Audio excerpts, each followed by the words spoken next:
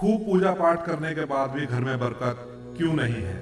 नमस्कार दोस्तों, आपने बहुत लोगों को ये कहते सुना होगा कि मैं इतनी पूजा पाठ करता हूँ लेकिन उसका पूर्ण फल मुझे नहीं मिलता है।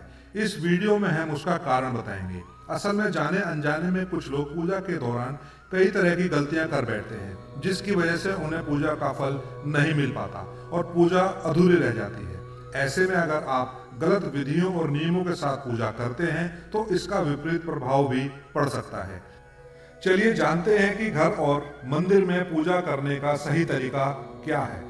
लेकिन उससे पहले अगर आप भी चाहते हैं कि लक्ष्मी माता का आशीर्वाद आप पर बना रहे तो इस वीडियो को एक लाइक करें और चैनल को सब्सक्राइब कर लें और कमेंट बॉक्स में जय लक्ष्मी माता जरूर लिखें दोस्तों। नंबर 1, किसी भी देवी देवता या भगवान का पूजन करने से पहले स्नान किया जाता है। स्नान के पश्चात शांत मन से भगवान के सामने आसन पर बैठा जाता है।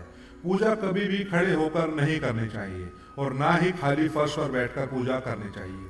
कुछ लोग पूजा करते समय जमीन पर ही बैठ जाते हैं, जो कि बिल्कुल गलत है। जिस तरह से आपने भगवान को बैठाने के लिए आसन दिया है, ठीक उसी प्रकार स्वयं भी आसन पर ही बैठें। शास्त्रों में कंबल और कुश के आसन को पूजा के लिए शुभ माना गया है। नंबर 2, इस बात का भी ध्यान रखें कि पूजा का स्थान घर के फर्श से थोड़ा ऊपर होना चाहिए, क्योंकि भगवान अतुल्य और श्रेष्ठ हैं। इसलिए आप अपनी बराबरी में उनकी पूजा ना करें। पूजा के लिए भगवान को किसी चौकी में या फिर फर्श से ऊंचे स्थान पर स्थापित करें। इसके अलावा पूजा घर में देवी देवताओं की मूर्तियों को कभी भी दीवार से सटाकर नहीं रखना चाहिए। पूजन करते समय आपका मुंह उत्तर या फिर पूर्व की दिशा में होना चाहिए।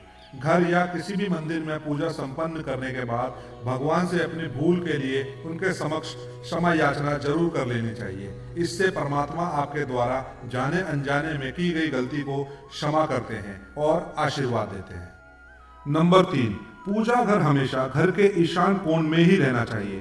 पूजा घर में किसी एक देवी देवता की मूर्ति एक से ज्यादा नहीं होनी चाहिए। घर के मंदिर में किसी भी भगवान की मूर्ति 9 इंच या 22 सेंटीमीटर से छोटी होनी चाहिए। इससे बड़ी प्रतिमा घर में रखना शुभ नहीं माना जाता। बड़ी प्रतिमा को मंदिर में रखना चाहिए। अपने बेडरूम में कभी भी पूजा घर स्थापित ना करें और रात्रि के समय अपने पूजा घर को पर्दों से ढक कर रखें। और पूजा घर में काम आने वाली सभी चीजें जैसे शंख, घंटी, प्रसाद के बर्तन, दीपक, शिवलिंग, जनेऊ और भगवान शालिग्राम को साफ सुथरे कपड़े के ऊपर रखना चाहिए। ऐसा नहीं करने पर हर रोज पूजा पाठ करने के बाद भी आपको उचित फल नहीं मिल पाता है। नंबर 4, शास्त्रों में उल्लेख है कि घर या मंदिर कहीं पर भी यदि आप सूर्यास्त के बाद रात के समय पूजा करते हैं तो इस समय ना तो शंख बजाना चाहिए और ना ही घंटी बजानी चाहिए।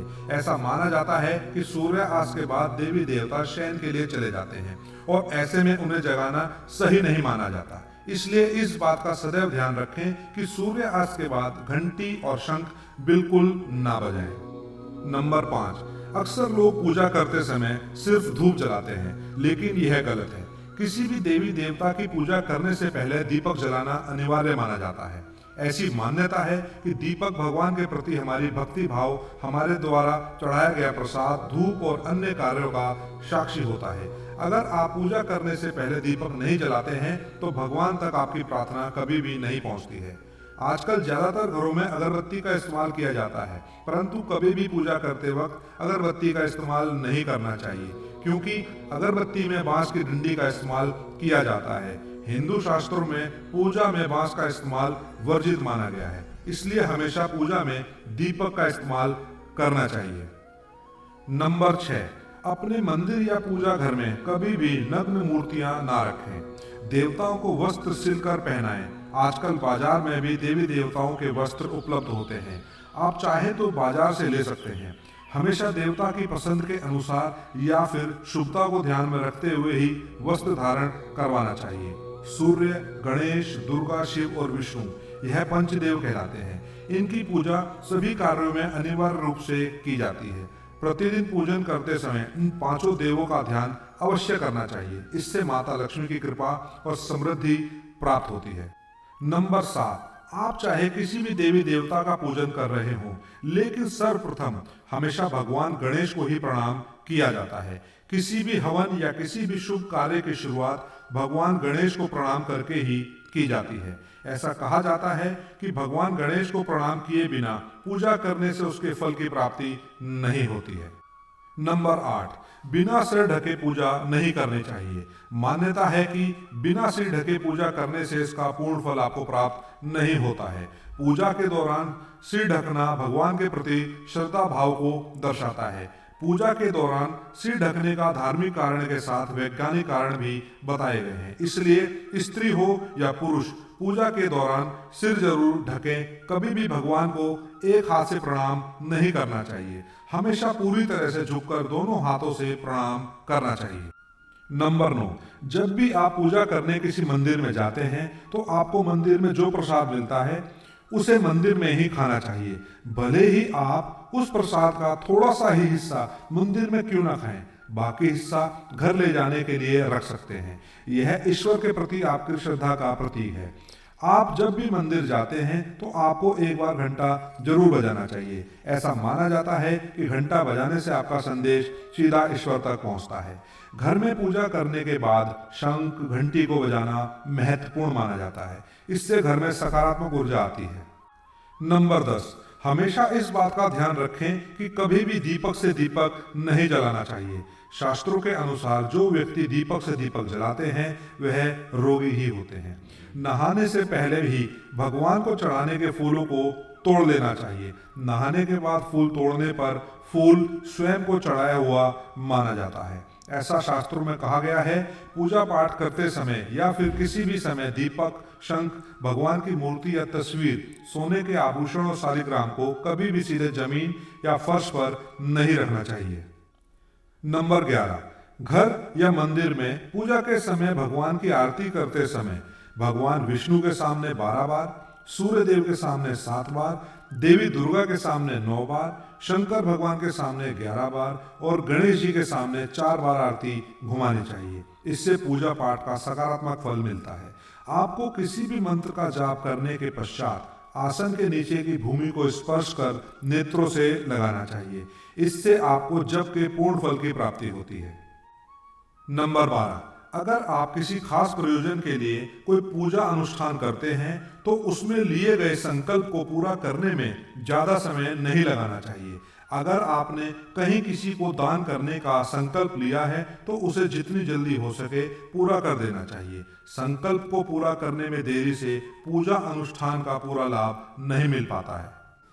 नंबर 13, किसी को भी कोई वस्तु दान दक्षिणा हमेशा दाहिने हाथ से ही देनी चाहिए।